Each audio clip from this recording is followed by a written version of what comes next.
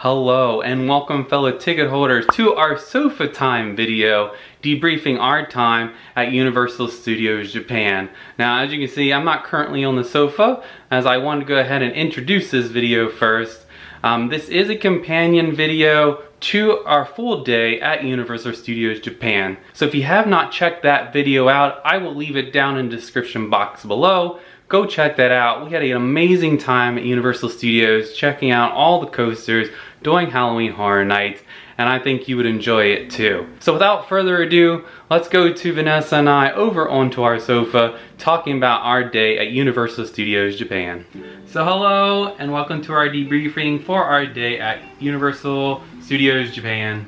So there's a few things we want to go over and then we'll give our opinions on being at the park. So the first thing I want to go over is tickets. So when purchasing tickets, there are a couple ways you can do it. You can purchase it directly from Universal Studios Japan through their website, or you can use a third party like Klook to do it as well.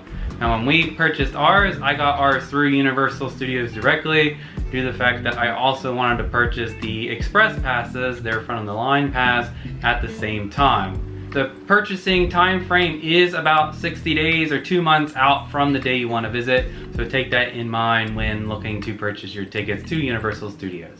Seeing as I just touched on the fact that we wanted to get express passes, let's actually talk about their express pass system. As of right now, it continues to apparently change. At the time of this recording, I looked to see what kind of express passes they had, and right now they only have express passes that allow you to do 4 attractions or 7 attractions. But at the time of our visit, they had 3, 4, and 7 attraction basic tickets, so be sure to check their website on what type of passes they have at the time. Now speaking of the passes in general as well, they do actually have special express passes for special events. So when we were there in October, it was Halloween Horror Nights. So there were 3, 4, and 7 day express passes that included the stuff for Halloween Horror Nights, like entry into the houses and such. So be sure to do your research for your time frame when looking at buying express passes.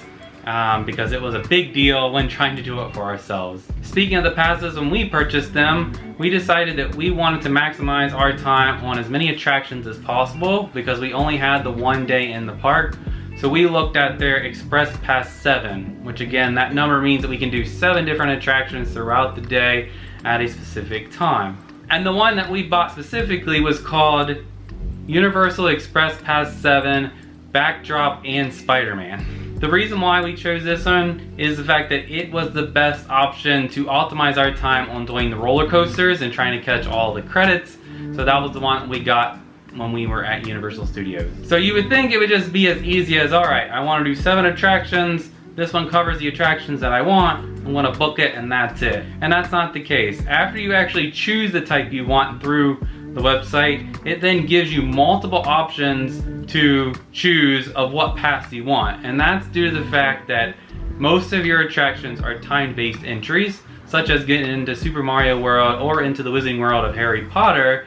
And so at that point they actually give you options and they choose what time of day you're going to go to each attraction and into each land. So when we went to purchase our express passes, there was actually 12 different options to choose from that were actually still available to purchase, and it was actually many more options available with some already completely sold out. So it was actually at that point that we had to work quickly to figure out which one we needed of the 12 available, as they do only sell a certain amount each day.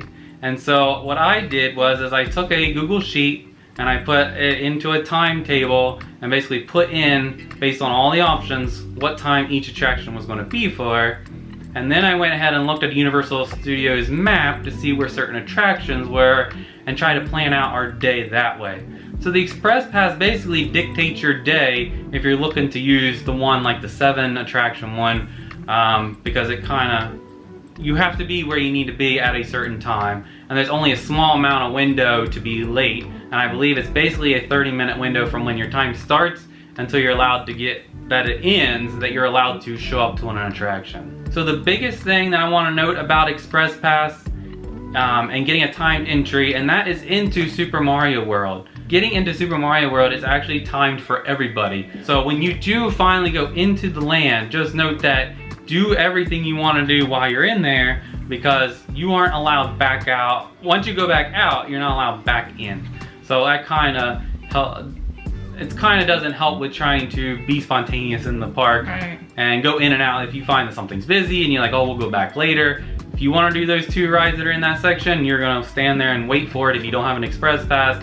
And what is nice about the express pass is it does include the Mario Kart ride and the Yoshi's Adventure as a timed entry, which is what helped work out for us. So when looking to purchasing, as I stated, we purchased it at the same time as our admission ticket. So if you do it on the website and buying your tickets, you can then buy your express pass at the same time, goes into the same shopping cart, and you can check out one big time, which actually works really well. Now, if you decide that you want to buy your tickets on Klook or any other third-party system, just note you can buy express pass that way, but they choose the time for you. So you just basically purchase your ticket, purchase your express pass, and I guess when they send you your confirmation email with your tickets, they basically randomly pick one of those sets, time charts of your express pass, and that's it. So if you're not worried about doing anything but your express passes and you're gonna just wing it otherwise, that might be okay. But if you're looking to maximize your time like we were with the 1 day there and being a new park for us, it was actually better for us to choose what worked out best for our schedule. Yeah, honestly, for a tourist destination, they really make it hard for anyone else. I think this is for everybody in general. The locals even have to do with this, go through this. It is ridiculous to have like a million different passes, as Chad stated. But the only difference is with locals, they get to come back over and over if they choose to. We only had 1 day. We had to maximize our time. Yeah. Now, from what I have heard, you can buy more than one at a time for the day. So, like, because we were there for Halloween Horror Nights, and as I stated, you can buy Halloween Horror Nights specific express passes. Now, we were there on a weekday, so we figured it wouldn't be that busy to do the houses. But if it's going to be a busy day at the park for Halloween Horror Nights, you can buy a 3 attraction ticket, which basically gives you priority access into the 3 houses. Now, when I realized that was the case and I went to look at it, it was already sold out. Now, as I stated, we did have the 7 attraction express pass. We actually only were able to use 5 of the 7. So that gives you an idea of, even though we had a full day and I had the full itinerary written out, we still could not use it all as new visitors to this park. And the 2 attractions that were part of our pass we didn't do, actually it was 3. We didn't get to do Spider-Man, because I said that was part of the title. No, we didn't want to do it either way, but we had no choice. We didn't get to. And then the other 2 that we really didn't get to do, which was Flight of the Hippogriff in Wizarding World, which would have been a coaster credit that we missed, and we've yet to do at any of the parks. And Forbidden Journey was part of that as well. We just ran out of time. Ran out of time. There's so much to do. And when you're constricted to time, you really gotta plan what you gotta do and what your priorities are. Yeah. All right, on to the next topic, and that will be the food at Universal Studios Japan. So, as you saw in this video, we did eat all 3 meals plus a couple snacks. Now, we did cover the snack in the Jaws area, which again, that was really good and tasty. But we did not get a chance, because of how fast-paced the day was, to talk about the 3 meals. So we'll start with our breakfast at McDonald's. So at McDonald's, we had what was a part of their Tsukimi menu. As I noted on the screen, a special festival that they do in Japan to celebrate the autumn moon, so the harvest moon. And so what McDonald's does, and a lot of the other restaurants, is they have a special menu, and they kind of just put an egg on everything. It looks like the moon. Because it looks like the moon with the yolk and the whites. So we had basically an Egg McMuffin with the special sauce and everything on it. And just in general, I think the food at McDonald's in Japan just tasted much better for breakfast than it does here in the States. Absolutely, yeah. Like the hash brown piece, it was nice and crispy and fresh. It wasn't very oily. It was not oily like they are here. Yeah. And the Egg McMuffin, everything just tasted fresher and nice comparative to the McDonald's here. So I'm glad we got a chance to go to McDonald's, because that was one of the things that we had on our list to do. And it was really the only time we could fit it in was for breakfast out before Universal. And they were really efficient. They were super friendly. They spoke English as soon as they saw us. They have an English menu right in front of you. And bam, it was like really efficient. You got your order, you ate, you left. Yeah, worked really well. And actually, if you use the app, you could technically sit down at a table because each table had a number, and you could order and they would bring it to you. Yeah. But we couldn't get the app to work for us. Plus, there was no line. It was easy just to go in and pick it up. Yep, everyone's rushing to go. But if we were hungry, we gotta eat. Yeah. And as you saw for lunch, we went to Mel's Drive-In and had their special seasonal burger there. And it was called the pepper teriyaki and sour cream burger. Yeah, it was another specialty item that they had for the season. Yeah. Now it has been a long time since we've been to Japan and had it. But from our memory right now, it was good. It was good. It's not like anything special. It's just a standard. It was the standard burger, but it was unique because it had teriyaki sauce, potato chips, and I believe a sauce. Oh, the teriyaki. Yeah, the teriyaki sour cream sauce. And everything's nice and portioned well there. It's not like huge. Chad and I shared it, so it was a good meal to have. Yeah, and I think that's kind of a thing because we're getting ready to go into dinner at Kinopio's Cafe. The food in general at the theme park was just okay. Yeah, it was okay. It's a running theme in Japan. All the lines were extremely long, and you just gotta go, and whatever's the shortest, if you gotta eat to fuel your body, you just go and just wait in line. They are very efficient. Oh, so that is correct. So we started in the regular queue for Mel's Drive-In. Oh, yeah. And then all of a sudden we saw a sign that stated do mobile order. And just like in Universal Studios Orlando, they have some of the restaurants that mobile order, and this was one of them. Yeah. So all I did was I pulled the app up, I ordered, and we could get our food literally 2 minutes later. And we went through the line. So we just got out and got in the express pickup and got our food. Otherwise, we probably would have been there over an hour. Yeah. As we did. Yeah. And a lot of people either didn't know about it or they just wanted to wait, or who knows. It's like here in the States. Yeah. Some people don't want to use the app. So something to check out. Check the app if you're looking to order if the restaurant looks busy. The theme was great inside. It was like a diner, and it was really cute with a bunch of like Coke decorations, memorabilia. It was awesome. Yeah. And speaking of Kinopio's Cafe, so we did go there for dinner before we left Super Mario World because we did want to experience that. Now, in the editing of this video, it seems like we had just ate at Mel's, did the 2 attractions, and just ate real quick, but we did do it in that order, but we did have to wait some time for Mario Kart, and we had to wait in line some for Yoshi's Adventure, so that took a bit of time. But we did have to wait an hour and 20 minutes to get into Kinopio's and to get our food. And it didn't even look that long from the outside, honestly. But once you get inside, there's this really large switchback before the registers. And for those that don't know, Kinopio is Toad's in the Japanese, Toad's name in Japanese. Kinopio's Cafe, so it was really good. But yeah, we went, it was, like he said, it was one of the things we really wanted to do.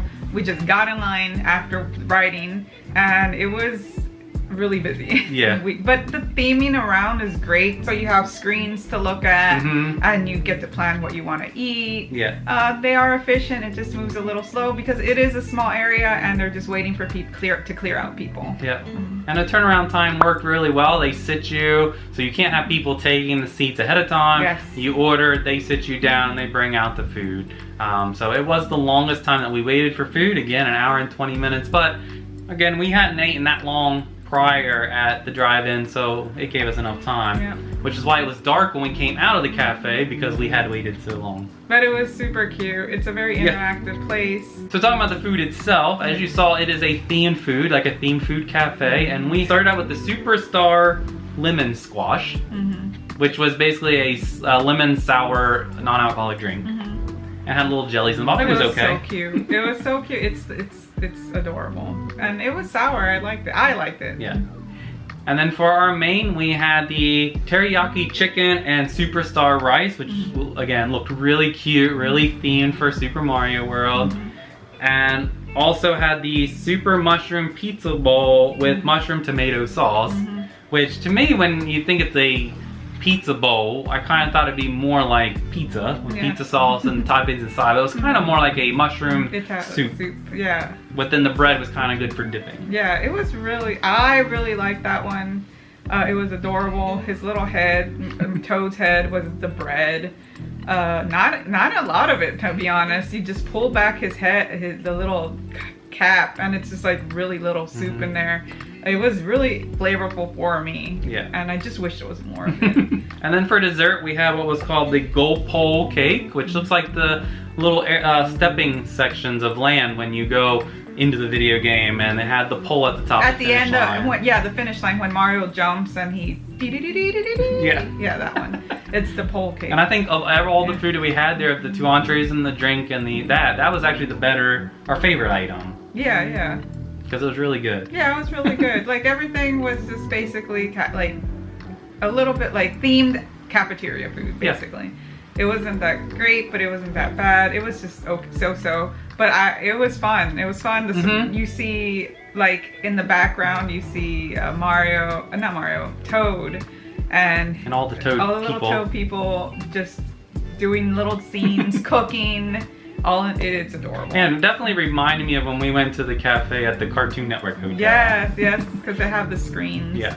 It was great. But yeah, definitely worth checking out. Don't know if it's worth almost a 2-hour wait. Yeah, don't wait more worth it for the first time. Yes, absolutely. Yeah. Okay, on to our third point of topic, and that is the rides themselves. So just to start out, as you saw, there wasn't any on-ride footage except for Yoshi in our video, and that's because they do have a rule over there that you're not allowed to record on the rides, as we noted for Jaws. So we did our best to show the park from the outside, the queues and all that. B-roll, yeah. But in general, you cannot record in this park. But they seemed to say it was okay for Yoshi, so that's why I went ahead and did that. But past that, we did a good number around rides. The ones that we didn't actually talk about, so we did start our day out in Jurassic Park and did the flying dinosaurs, and we did already cover that we really liked that. Except you didn't like it. At the time, yeah, but would I ride it again? Yeah, because it didn't really mess me up that bad. Not as bad as the ones in... Which I'll never do the Vekoma Flyers anymore, the Flying Dutchmans, but I would do this again. Alright. It didn't mess you up as bad. No. Especially if I can get a different road next time. Yeah. But following that, we did Jaws, and we did cover what we thought of that, and I'm glad that we were able to actually do a Jaws attraction. Those type of things, being an older type of ride, their days are numbered. So to actually do one when we spent a long time in Orlando waiting and never got to, it was great to do that. Yeah, and oh my goodness, it was like the perfect spot on the boat. You see Bruce come out right next to it. Just like you see in the old commercials for Universal. It was exactly like that. It was so cool to experience that. Worked out perfectly for us. Yeah, it was such a good ride. After that, the next ride that we did was Hollywood Dreams, and then Hollywood Dreams Backdrop, which was it in reverse. So we'll go ahead and talk about that. Now, what is interesting, before we even got onto the ride, because I guess we are larger Americans, before you go in, they do ask you, have you rode this ride yet? And if you tell them no, they will take you over to the test seat and make sure that both people in the party, or all people in your party they feel might not be able to fit, test it. Yep. Which some people might find out a little bit of jarring, discouraging. Yeah. Because like, oh, I ride roller coasters all the time, but it's a precaution so you don't wait your time and all that, like a lot of people do here in the States. You get up to the station, you get in, and you have to make that walk of shame because you don't fit, because you may have fit into the clamshells of a B&M before, but these B&Ms might be slightly different depending on where the standard is. Correct, and they're just doing their jobs. Yeah. And it's they do it very nicely. They're like, come with us. Come with us, yes.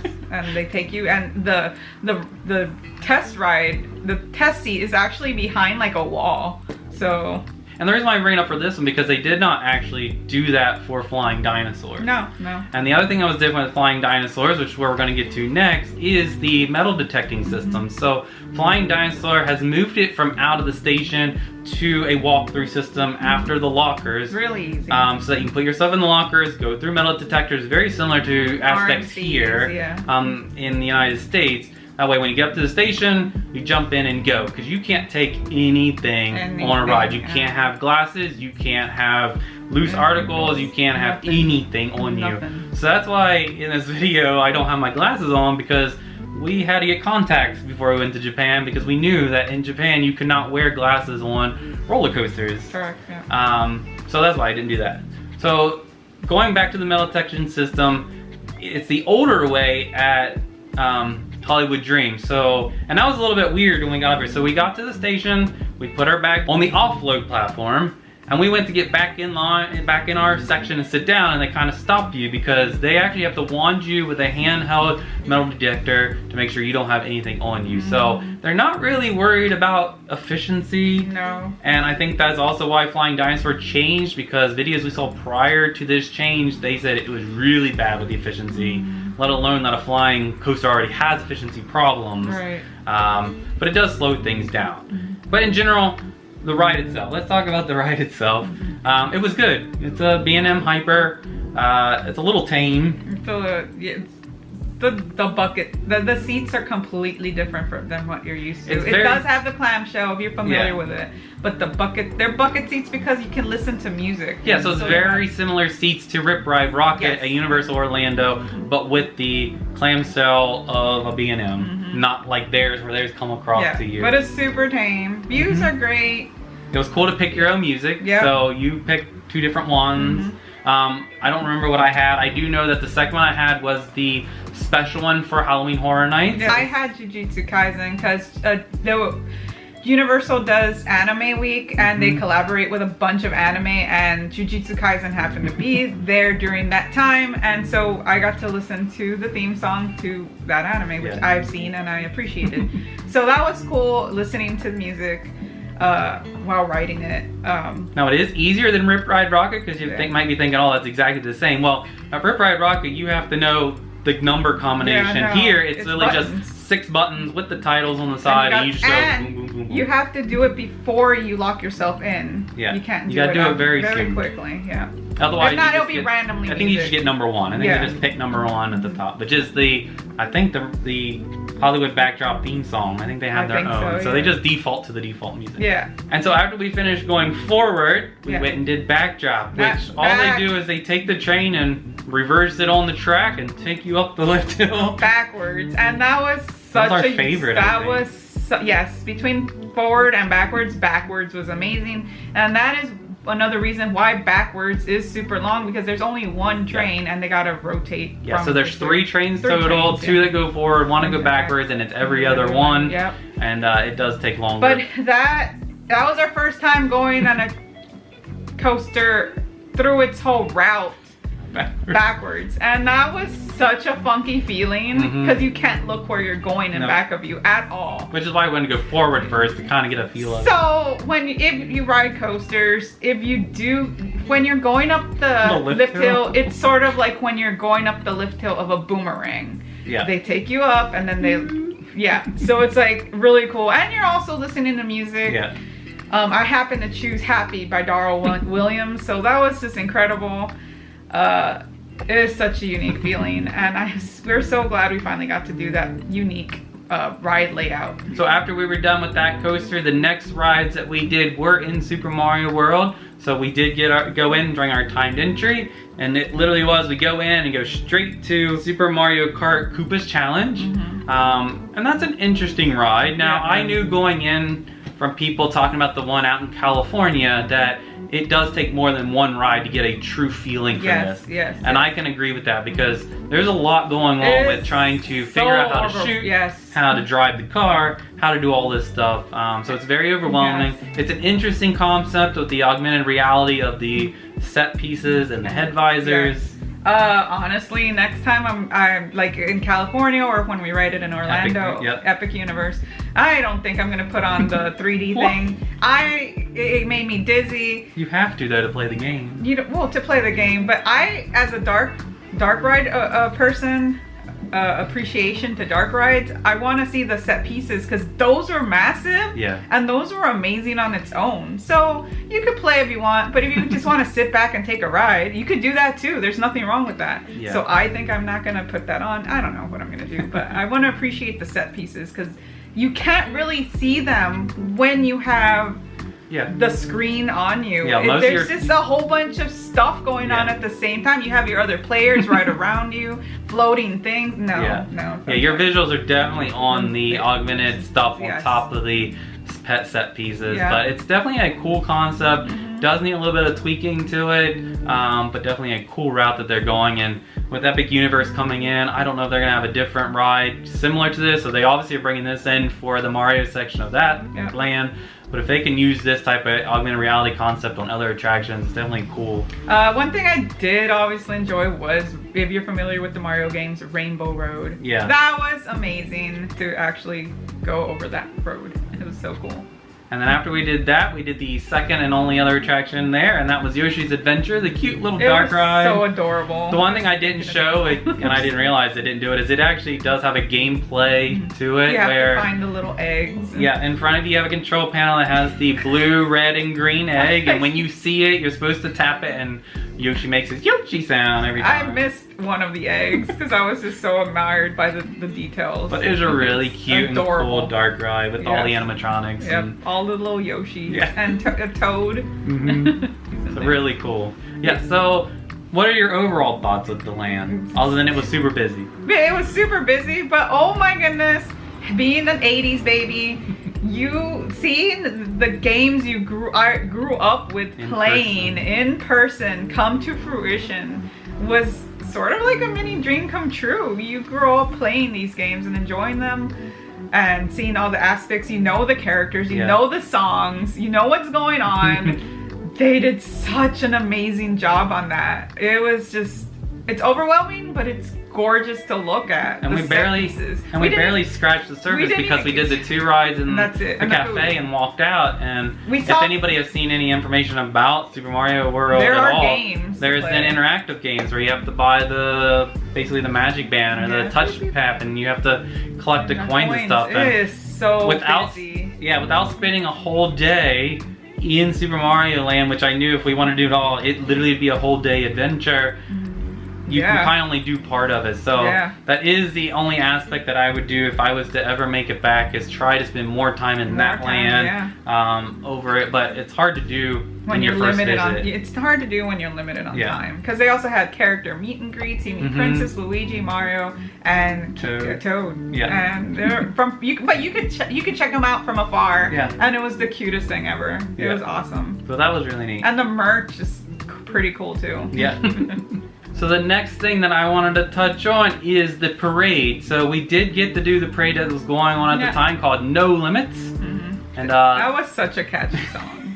We did watch the whole thing. And really what I wanted to touch on was it does make a circuit around the park. So it starts near the front and works its way all the way around New York streets and all that. And it does make 2 stops along the way, one halfway through on the front half and on the back half as well. So just take note, if you're interested in seeing this parade if it's still going on, or any parade I assume is basically the same there, that if you're on the back section of it, you're probably going to wait at least an additional 30 minutes over start time for it to get to you. It's like Disney World or any theme park. It says parade starts at 3, but by the time it gets to you and makes the circuit, it could be about a half an hour. Yeah, so it's the same thing like that. But it was a really cool parade. You got to see all the characters on the floats. And I think my favorite ones, of course, would be the Mario ones. They were riding on actual carts and everything. That was really cool. There's these giant, massive floats. They were huge. But all the street actors and all of the people riding the scooters and the hoverboards and all that, that was really neat. It's a catchy song. Very catchy song. Very catchy song. And it is a dance party. So the floats will stop at a certain point in time. And everyone from the sides just go and accumulate right next to the floats to interact and dance and take pictures. And it was the vibe, the energy that everyone was just producing all around us was really cool to watch. Yeah, so it was a really neat parade to see and definitely worth our time. So the next topic we'll talk about is the bigger one while we were there, and that is about Halloween Horror Nights. The coolest part about it is that it is included in the admission ticket to the park. So it's not a special ticketed event. You can go in for the day. You can do it if you want to. If you're there just for the park, you can just do the park, but it is included. The other aspect that is really cool is the fact that the houses for it open at 10 a.m. Which means you can go from 10 till close to do the houses and not have to wait till the evening time when it gets dark to do them. So it gives you the ability to technically do them before Halloween Horror Nights officially begins. Right, correct. So that way you can spend your time interacting with the streetmosphere and the scare zones instead of going through the houses. But it gives you plenty of time to do everything. Yes, that was cool. And then it's about 6 o'clock, I believe it was, is when the scare zones do open up and they make one final announcement to let people know, hey, Halloween Horror Nights is starting, so if you're not into the scares, you might want to just leave. Yeah. And then once they do that, it is all go. All go. The fog comes out. It was just so cool. And speaking of the scare zones, what did you think of them? Did you have a favorite one? Yes, I really love the scare zones. It's like so well themed. And the costumes were ridiculously, like, this was our very, very first Halloween Horror Nights. At all, ever. We were supposed to do it last year when we were on the cruise, but our cruise obviously got delayed. It got extended, and it was hurricane that had happened, and we just went. So it was cool to do this as a first time. It was really cool to check it out in another country, and from what we've seen in America, Universal Adventures Halloween Horror Nights, they do such a phenomenal job, and that was shown internationally just as much. Like, the costumes were phenomenal, the scare zones phenomenal, though they were just, everything was detailed. They were great. That scare actors were doing their roles. It was ridiculous. And did you have a favorite location? Favorite location was I assume that your favorite one was the possessed plaything. The possessed plaything. Yeah, that was my favorite. That was so cool. It was like babies with eyes popping out, dolls, and the ballerina. Yeah. It was just pretty cool. And the other thing that I really liked was in Inferno Sanctum, that big puppet thing. Oh my god, that was such really neat. Weird looking puppet. But that whole section of the scare zones were really dark. It was so dark. So it was hard to show the things. That's why that was the only shots that I had was of the little puppet. But yeah, really cool. Really like the scare zones. Yeah, something they do different that they do in the States is Japanese people, I'm assuming, love their dance parties. So every 15 minutes, every 15 to 30 minutes, a song came on, everything stopped, and they danced. And people loved it. They danced with them. Yeah, that was the thing called the zombie dance party. Yeah. And it's funny that people are super scared, and I don't know if it showed up on the video, but it's kind of weird that the actors will just walk up and down the street, and the guests will kind of just circle them stay on the sidewalks and take pictures from afar. That's why it was easy for me just to walk down the center, because I'm not scared of them at all to worry about it, because obviously they're not going to touch me. No. So it was neat to get the shots without a lot of people in the road. But they like super scared. The ominous music, the spooky music. and then all of a sudden it's just like a music break. And everybody's like, oh, it's time for the dance party. And then they're just all into it and dancing. Yeah, they're dancing. And it's a really cheery, happy song. And then it will stop again and it'll go back to what it was and everybody will be scared again. Right! So it was cool. Interesting. It was interesting to see that. As I stated, they do make the announcement that if you don't want to deal with Halloween Horror Nights, you want to get out, that they get out ahead of time. But if you happen to still be in the park, there is one route out, and that's through the kids zone area. And that area is called Universal Wonderland. So you can cut through, because that way that if you bring young children and you're staying later, you can kind of stay in the kids zone, do their attractions, and get out. So there is a way out if you don't want to deal with it or you're through there later. So let's go on to the houses that they had at Halloween Horror Nights. So there were 3 in total. Those were Biohazard, which had 2 sides to it. You had Chucky's Carnival of Chaos, and you had Universal Monsters. We did actually do both sides of Biohazard, even though we only stated that we did one and actually talked about doing it, which was a really cool, different concept to a house with the video game aspect. But we did do both sides, and we actually did die in both. So we did. You see the point of view of Leon and Claire, main characters from the video game. From the video game Resident Evil. Yeah.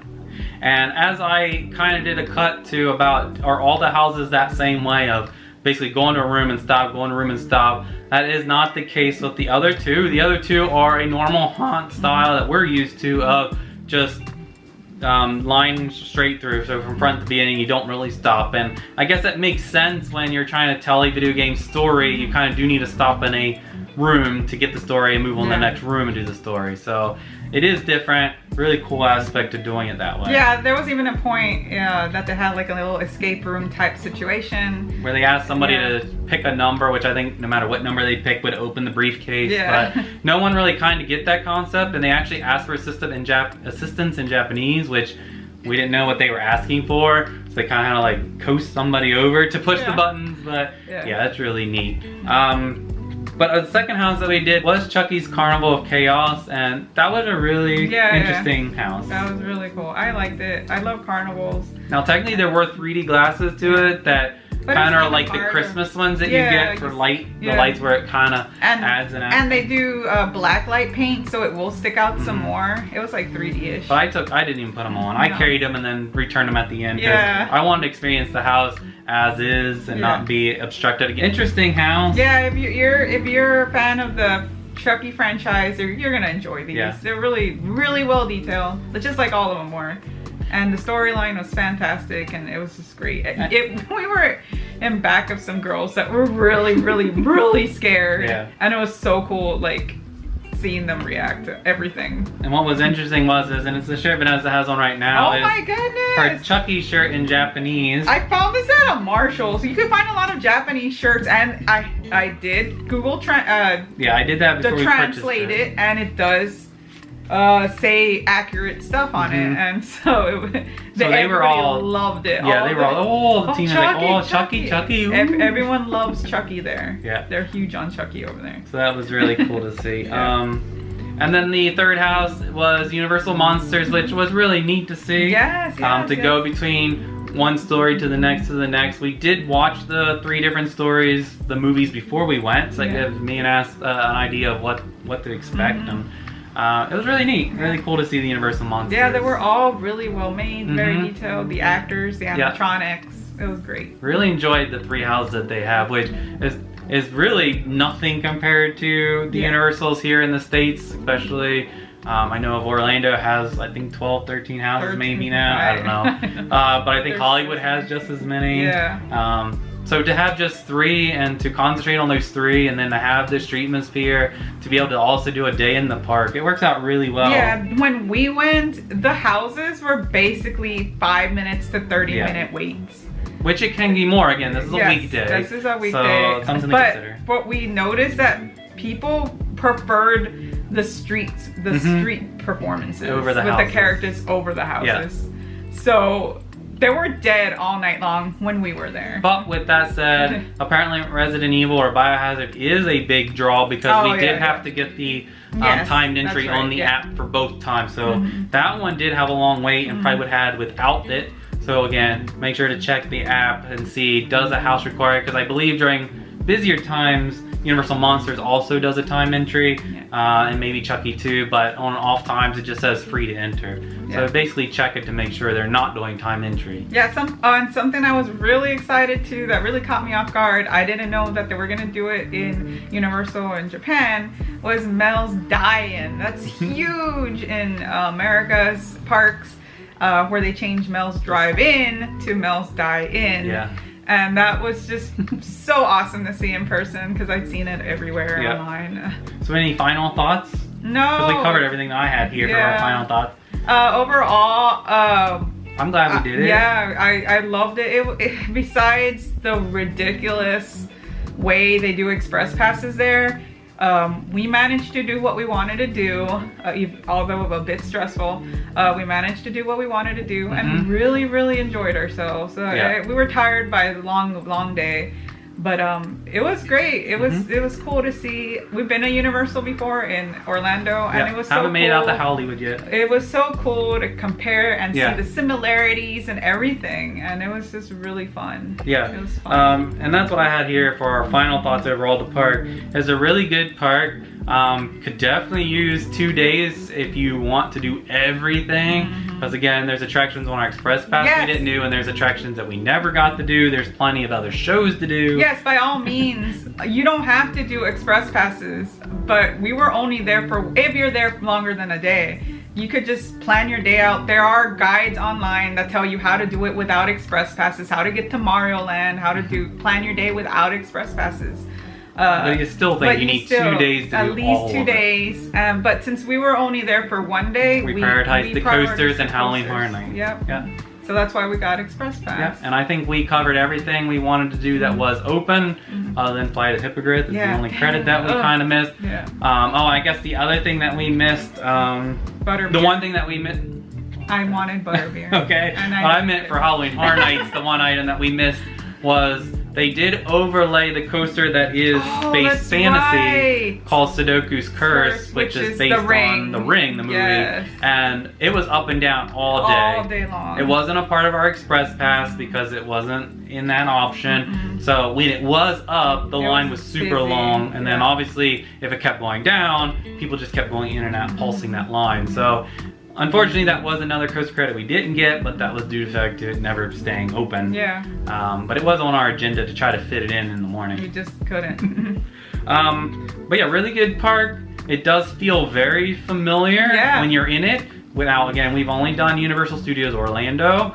I don't know how Orlando compares to California, but comparative to Orlando, it does have a very similar feel to Universal Studios proper. They even had some of the same buildings, like the Brown Derby. They were just different themed. Yeah. So if you kind of know the layout of the land at Universal Orlando, it kind of is very similar. There are, again, differences, but it does have that American theme park feel that can make it very friendly to American and international travelers. Would we return? In a future trip, but not the next one. Not on the next trip that we have, unless something super major is coming. But I don't think anything's really big. No, because we have Mario's here in the state. If we because the only attraction coming is they are getting the Donkey Kong coaster in Super Mario, but at Epic Universe in Orlando, they're having all 3 attractions as well. And we can easily make it to Orlando easier than to Japan, so it's not a necessity to say, oh, we gotta go to the one in Osaka, because we're probably gonna be doing that coaster before we hit Japan again. So other than that coming, I don't know what else. I'm glad. But we're glad we got to do Universal Studios Orlando, Universal Studios Japan. Yeah, and that was so cool. It was another wonderful park day for us. Yeah. Well, our first actual Japanese theme park playing. Yeah, you're right. It was our first theme park over there. And actually, it was, I think, the most stressful one because of having to plan it. But either way, hey, we made the most of it. So we hope you enjoyed this video. I know this is extra long of a debriefing, but there was a lot that we couldn't cover while we were filming at the park, so we did want to go ahead and fill you in here. Again, we have more videos coming. This is not the last one. The next one actually is going to be really cool and really one that Vanessa will be interested in seeing, and that is our visit to Nagoya and going to Ghibli, the Ghibli Park. And that was a whole ordeal in itself of getting the tickets and actually that was quite the adventure. Yeah, us getting to and from that park. So hope you come back and continue watching. If this is your first time watching our video of Japan, we do have a whole bunch prior to this of other things we've done while we were visiting, so be sure to check those out. Until next time, be safe, be kind, and adventure on. Bye! Thank you for watching our video. If you liked it, be sure to give it a thumbs up. If you've not subscribed to our channel yet, be sure to hit that subscribe button below. If you have any questions or comments, feel free to leave them in the comments section below.